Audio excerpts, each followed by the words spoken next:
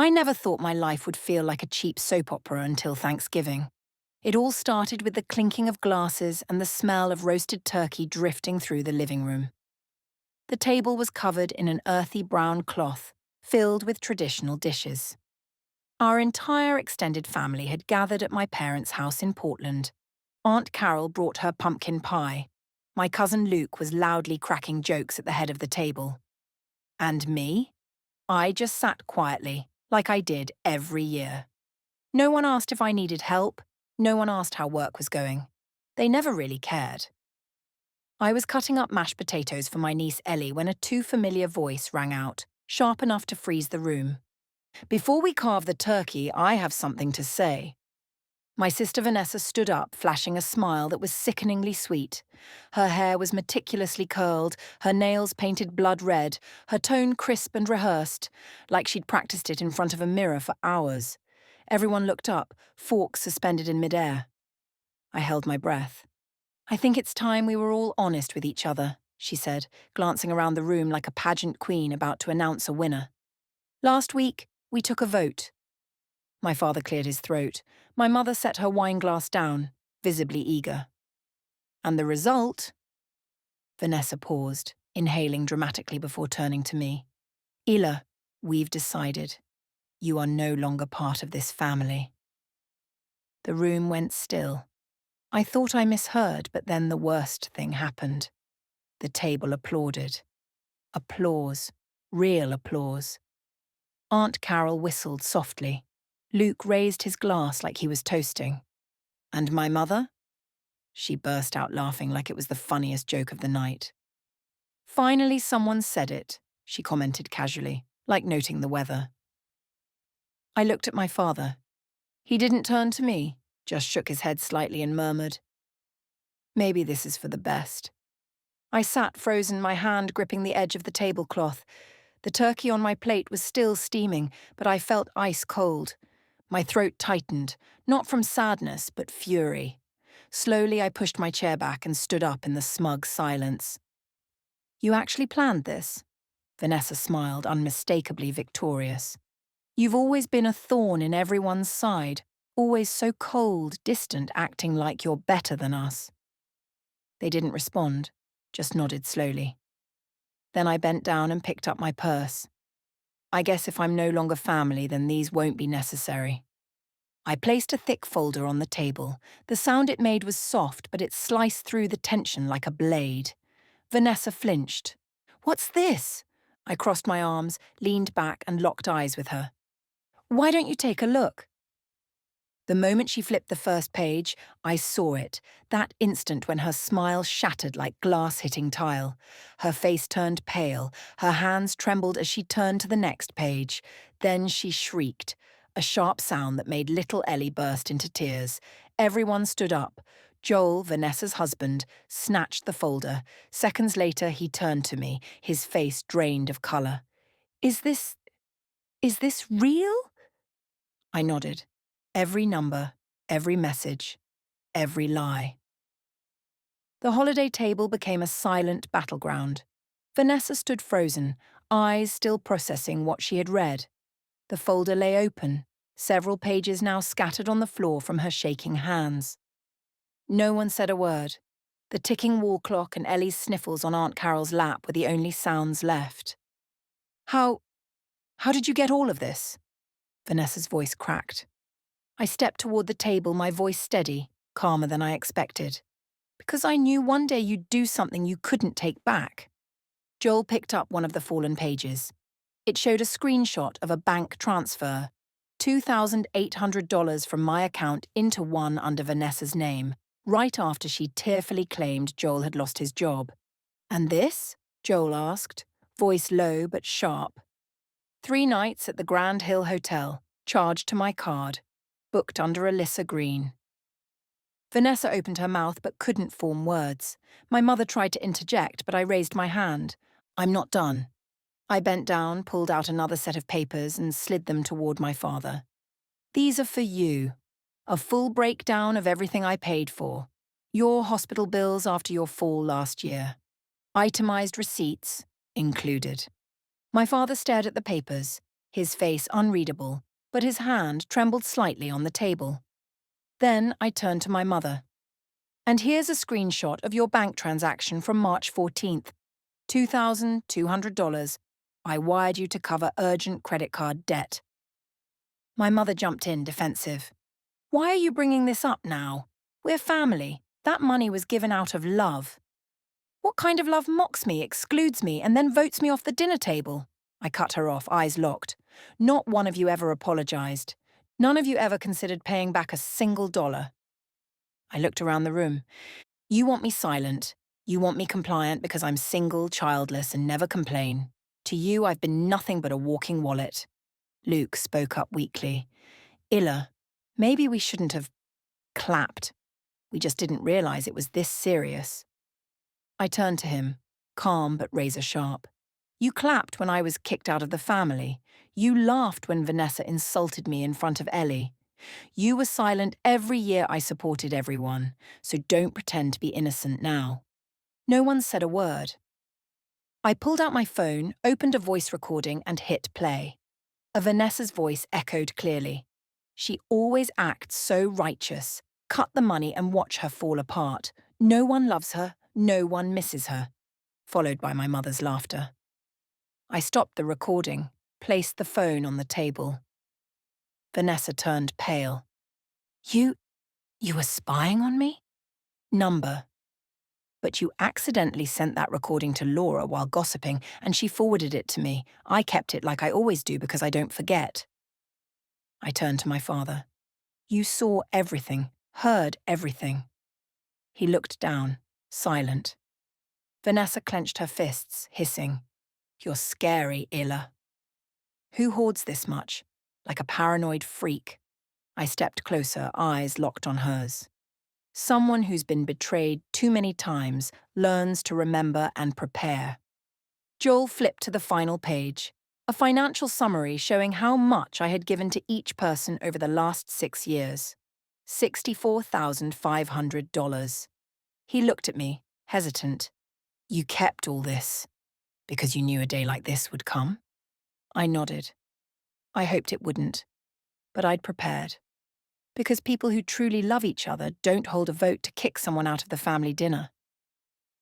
I returned to my seat, picked up my coat, and slowly slipped my arms through.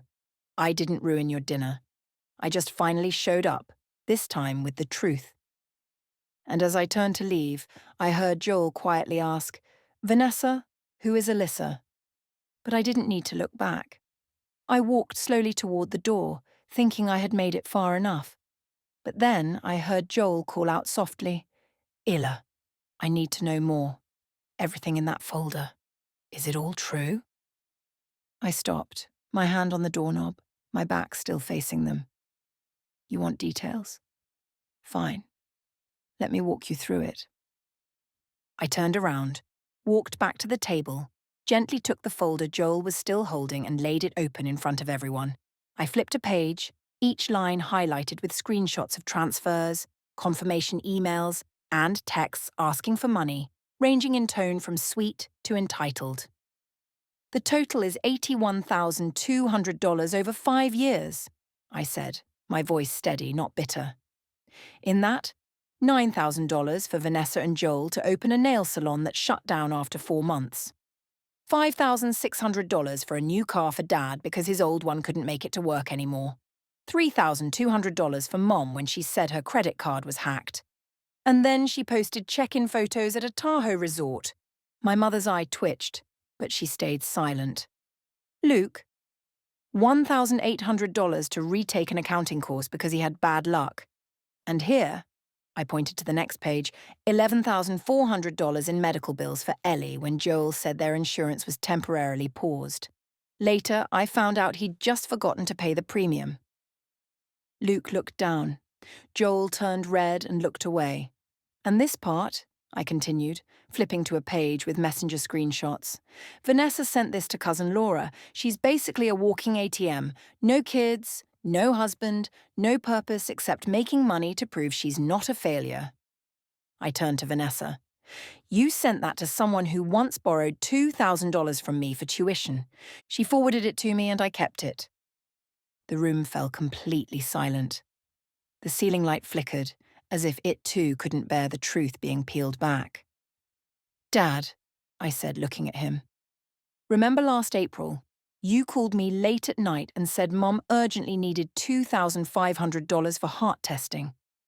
He nodded slightly. "At that same time," I said, pulling out another invoice and setting it on the table, "she was booked at the Fairmont Sonoma for a 3-night wellness spa stay, paid for with the same card I had just wired money to." My mother jumped up. "You're twisting things. I was under so much stress, I needed a break and I needed dignity," she replied. "But that never seemed to matter, did it?" I flipped to the last page of the folder. It was a summary table: amounts, dates, recipients, reasons, repayment status. The repaid column was all marked no. I didn't yell, I didn't cry. I just stood there, in front of people who once called themselves my family, and let them face what they had refused to see. You call me cold, emotionless, but the truth is, I am the one who kept this house burning for 5 straight years, while the rest of you only added weight and judgment. Vanessa squinted. "You kept all this to get revenge?" "No," I answered. "I kept it because I had hope that someday someone would realize how much I had done, that love isn't just something that exists when I'm footing the bill." I looked around the room, but today when you stood up and proudly declared you voted me out, I knew that hope is gone. Joel nodded slowly for the first time, not looking at Vanessa, but at me. Thank you for helping me see everything clearly."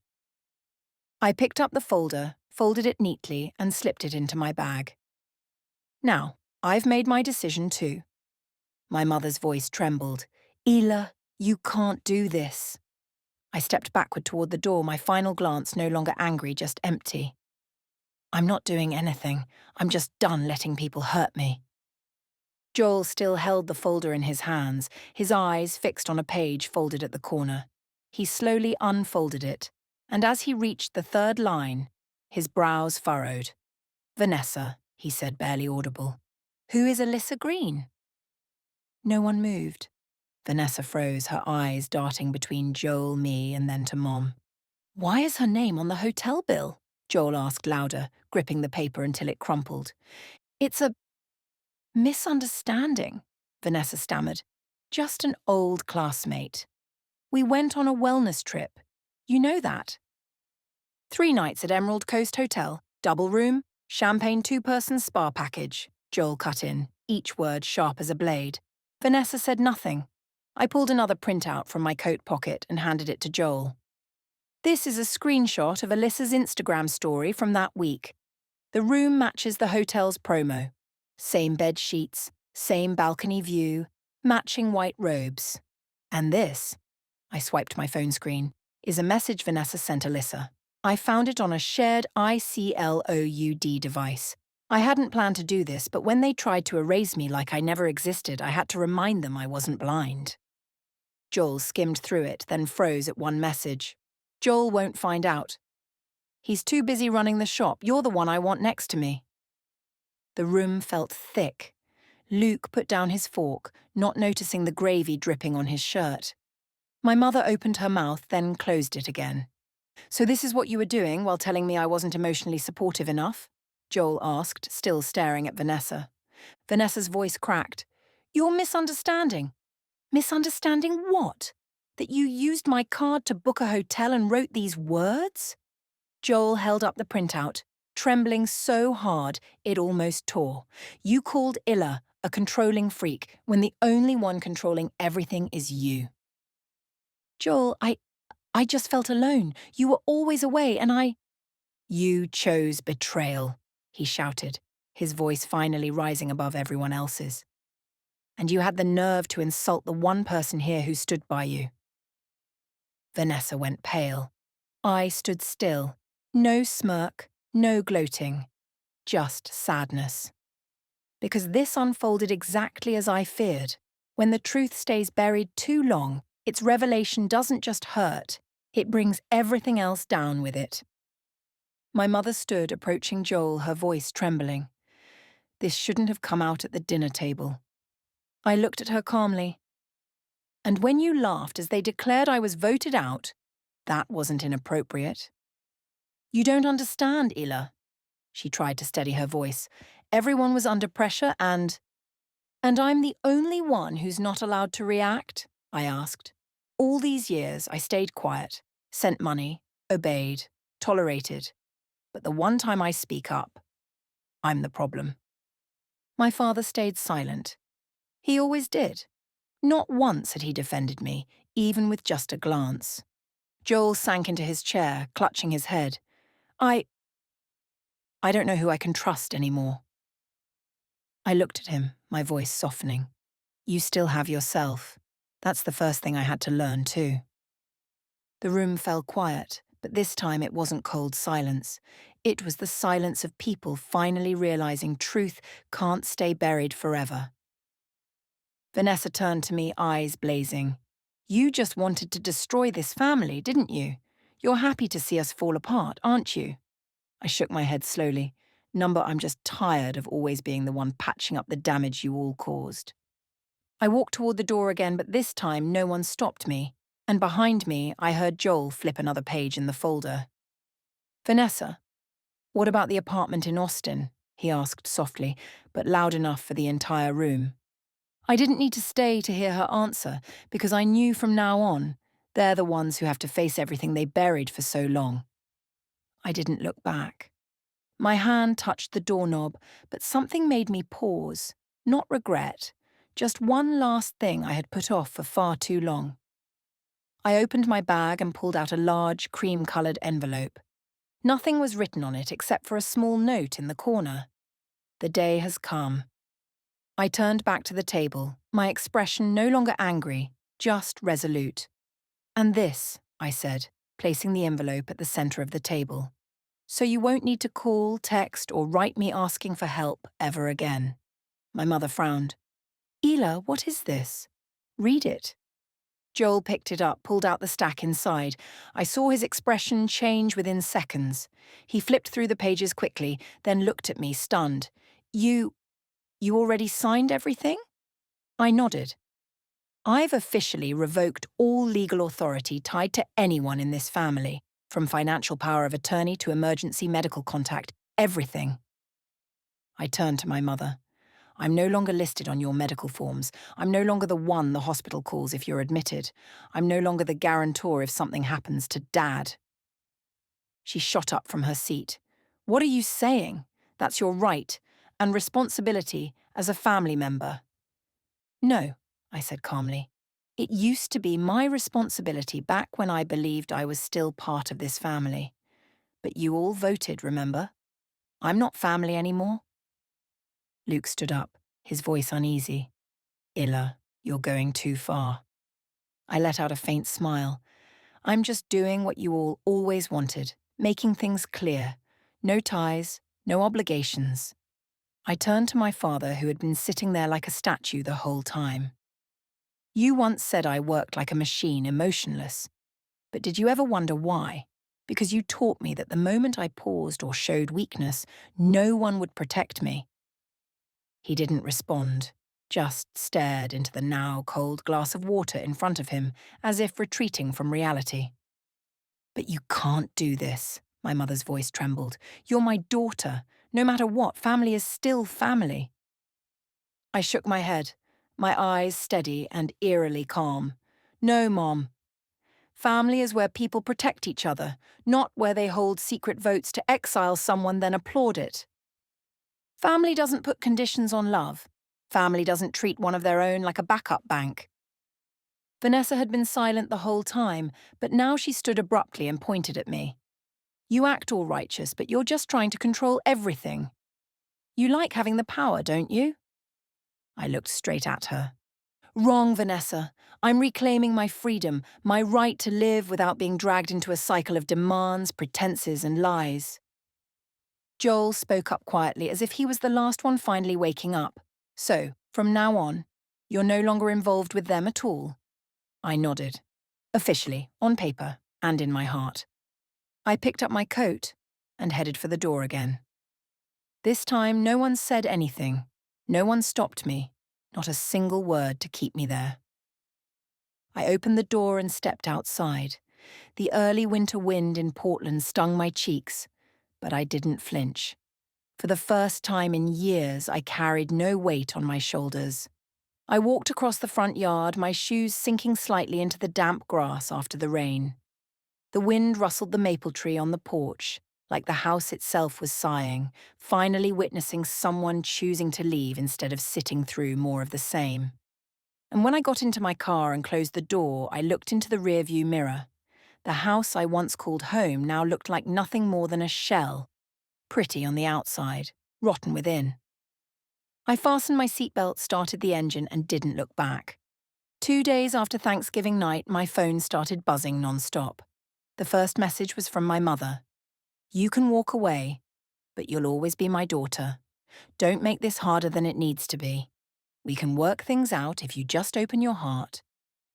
I didn't respond. I didn't delete it either. I just left it there as proof of a familiar pattern. When they need something, I suddenly become my precious daughter again. That afternoon, I got a call from an unknown number. No name, no label. Something told me not to pick up, but curiosity won. "Is Isla?" A man's voice came through, slightly rushed. "This is Ben, Joel's attorney.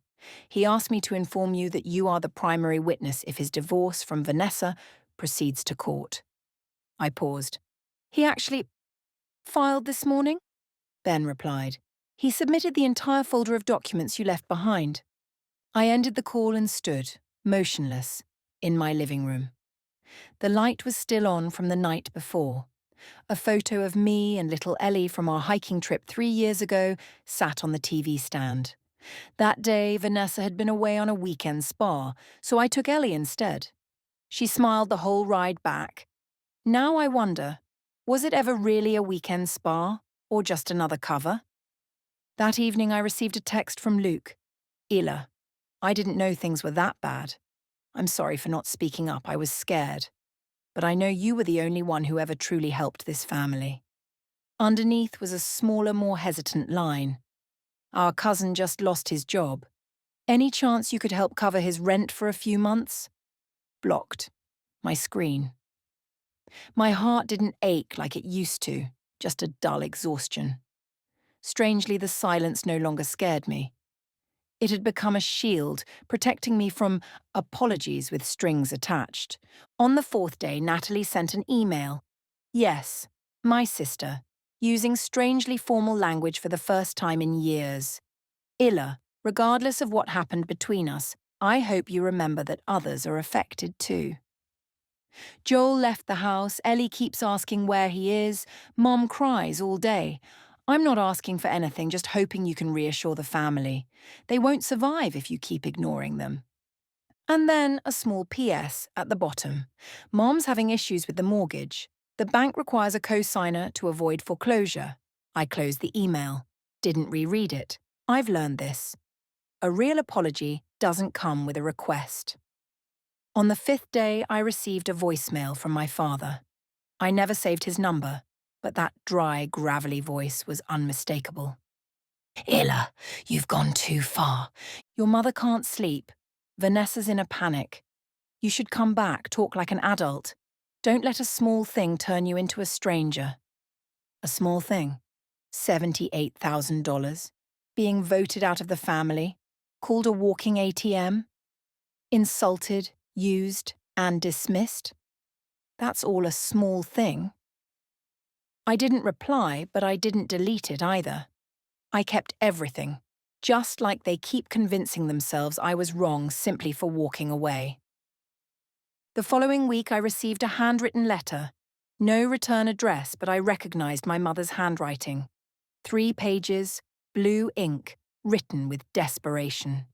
Page 1 was apologies, repeating she never meant to hurt me. Page 2 was updates. Dad's back problems flaring up again. Vanessa left by Joel. Ellie crying for me every night. Page 3 was the offer. If I helped cover the remaining mortgage, They'd transfer the house title to my name so you can feel secure that your money isn't being wasted. I set the letter on the table, stood up, walked straight to the trash bin, opened the lid, and dropped it in without blinking.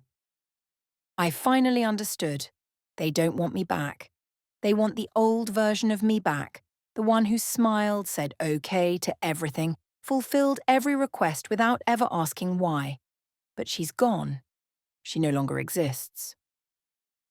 I moved out on a Monday morning, crisp and cold, sunlight spilling through the windows of my old apartment. No one knew, no one saw me off. No goodbyes. And for the first time, I felt truly at peace. The new city isn't far, about a 3-hour drive from Portland, near a lakeside town in Washington. I didn't choose it for the scenery, but because no one here knows who I am. No one calls me Ila when they need money. No one texts me at midnight with emergencies followed by bank details. The new apartment is smaller but warm, wooden beams, big windows that catch the morning light, and a cozy kitchen where I brew my own coffee instead of rushing out with a latte. I started over not bitter, just quietly relieved. My old job had drained me, an executive finance role with a 6-figure salary, but it came at the cost of sleepless nights and a life eroded by silent expectations. I resigned as decisively as pulling a long-lodged knife from my chest.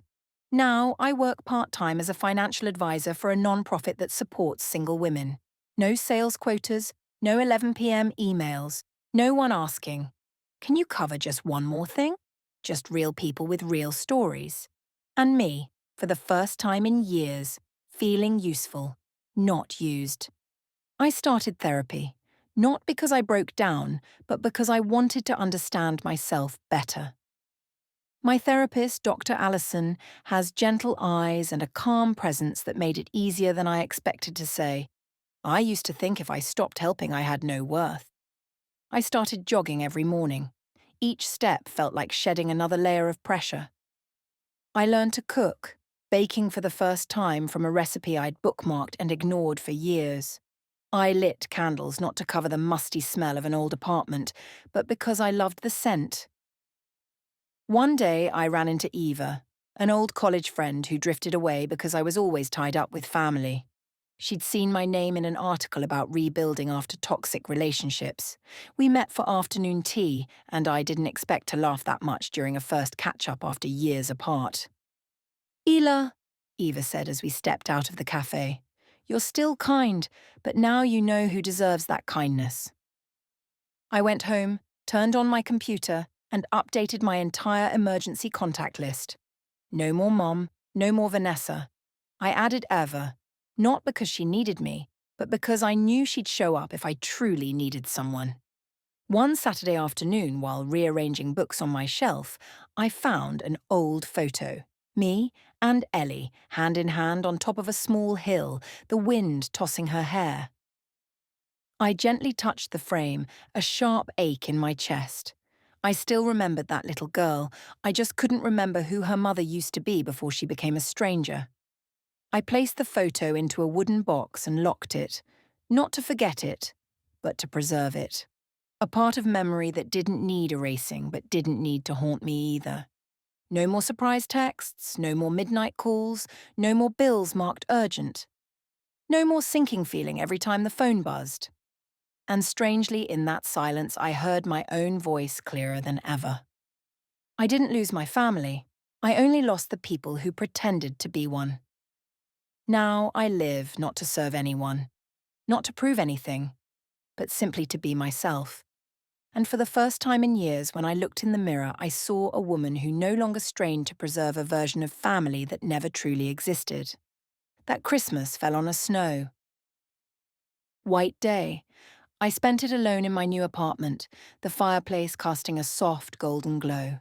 No tree, no festive music, but also no sighs from my mother, no judging glances from Vanessa, no urgent calls from Dad claiming his car just died on the freeway. I drank hot cocoa, read an old novel, and for the first time in years, I didn't feel lonely. I felt peaceful. On the morning of December 26th, I found a handwritten letter in the communal mailbox, No return name, but I knew the neat round handwriting like a dull knife across an old scar. It was from my mother. I didn't open it right away. I left it on the table for 3 days under the warm lamp beside the sofa as a test of my resolve. Then, on New Year's Eve, I opened it. Ila. The first page was sickly sweet. She wrote that she couldn't stop thinking about me, that this year's Christmas felt cruelly cold without me at the table, without anyone to slice the pumpkin pie just the way Dad liked it.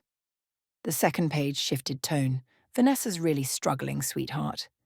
Joel finalised the divorce. The bank has sent notice to seize their apartment. Ellie's affected. She misses Aunt Illa. She doesn't understand why you disappeared like that. The final page turned into a plea. Your father's health is declining.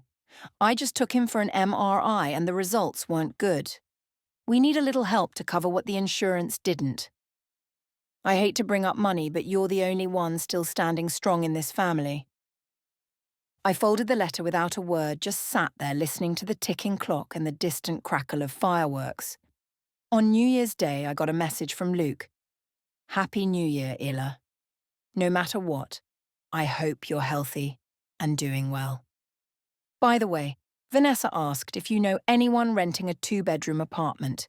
Cheap would be fine. You know she's going through a tough time. I didn't reply. By mid-January, another envelope arrived, this time from Dad. The handwriting was slanted, sharp. Illa, no greeting, no well wishes, just straight to the point. We're refinancing the house. Your mother tried negotiating, but the bank needs a co-signer. If you agree, you'd only need to sign. No payments required. We'll keep the house, and no one will have to move. Please. At the bottom, he added, no matter what, you're still blood. Don't let anger lead to something irreversible. I folded the letter and placed it beside my mother's. Didn't tear it, didn't toss it, just left it there. On Valentine's Day, I received a box with no sender. Inside was a candle, the exact scent I used to buy myself every year. A small card accompanied it. Illa, I miss the smell of your room. Do you still use candles? I know you're mad at Mom and Grandma, but I still remember you. I still want your pancakes again. I sat for an hour, the candle unlit, the card untouched, my eyes locked on the handwriting of an 8-year-old who couldn't understand grown-up pain. I loved Ellie. I had never said it out loud, but I loved her with the kind of tenderness I never dared give myself. But I also knew this. I couldn't soften my heart for a child only to be dragged back into an old loop, where every emotion became leverage, where every act of care turned into a financial burden. They weren't remorseful. They were short on money and short on me, the version who nodded, wired funds, and smiled through being labelled different. I wasn't that person anymore. I didn't hate them, but I had stopped trying to be loved by people who saw kinship as emotionalized debt collection. I picked up the candle, turned it gently in my hands, then placed it back in the box, sealed it, and mailed it to the old address along with a note. I still use candles, but I don't live in the dark anymore. In March, I got a call from an unknown number while watering my balcony plants. I let it ring until the end, then silenced it. Not because I was afraid, but because I no longer felt obligated to listen. That afternoon, I took my usual walk around Cedar Lake. The sky was pale blue, the breeze cool, and the water mirrored a sky untouched by clouds. A group of children played at the hill's edge, their laughter ringing like the childhood I thought I never had. I sat on my usual bench beside an elderly woman knitting with silver hair. She nodded at me, then looked out over the lake. I see you sitting here often, she said, her voice low and warm. Looks like you're learning how to breathe again. I laughed. Yeah, I used to think I was breathing fine. Turns out I was just holding my breath for years, trying to be who others wanted. She didn't ask anything more. She didn't need to. She simply nodded. Then keep that air. Don't let anyone steal it again. I didn't need strangers to understand my story. Sometimes a warm gaze is healing enough. And I knew I was nearing the end of one journey and the beginning of a brand new chapter. A few weeks later, I received an invitation to speak at a small seminar on mental health and financial independence for women. The organizer had read my anonymous essay online, the one I thought no one would care about. But it turned out truth spreads further than I imagined. I accepted. The talk was held in a small library hall. No stage lights, no fancy chairs, just around 30 women, some with babies in arms, some with notebooks, listening intently as I shared my story. The forgotten transfers, the fake hugs under dinner tables, and the scariest decision of my life, leaving people I shared DNA with, just to save myself. When I finished, a young woman stood up, her eyes glossy. "I thought I was the only one who ever felt like this," she said. "Thank you for saying out loud what I never dared to." I stepped down and hugged her, and for the first time, I understood what it meant to give without being taken from. That night, I walked home past the little bakery where the owner remembered my favourite pastry after just one visit. I picked up a slice of cinnamon apple pie, then strolled down the short street to my apartment. The late spring breeze carried hints of flowers and soft acoustic music from the cafe on the corner. I opened the door, flipped on the lights, and the room filled with peace. No phone ringing with demands, no emails marked urgent, no one blaming me for changing. I sat on the floor beside my new bookshelf, where I'd neatly stored the old letters in a tin box. I didn't burn them, didn't throw them out. I kept them the way people keep relics, not to remember but to never return. I used to think freedom meant being accepted by family. Now I know true freedom is walking away from people who only call you family when they need saving. I no longer live to please others. I live to feel peace when I rest my head each night without any unsaid apologies or unpaid debts. I live to laugh loudly when I want, cry quietly when I need, and breathe deep and long without fearing abandonment. I live not to prove anything anymore. I live because I deserve to, fully. And if you ask whether I regret it, I say I only regret not letting go sooner. Ila's story is a powerful reminder that blood ties are not an excuse to exploit, belittle, or use someone as a means to an end. Sometimes true freedom doesn't come from holding on to family, but from having the courage to walk away from those who only wear that label. Ila didn't choose to be cold. She chose to be kind to herself. And the moment she set her boundaries, she began living a life that was finally hers. Peaceful, meaningful, and unapologetically free. What do you think about Ila's choice? Was she too firm, or was it the only way to protect her peace? Share your thoughts below, and don't forget to follow this channel for more powerful family stories.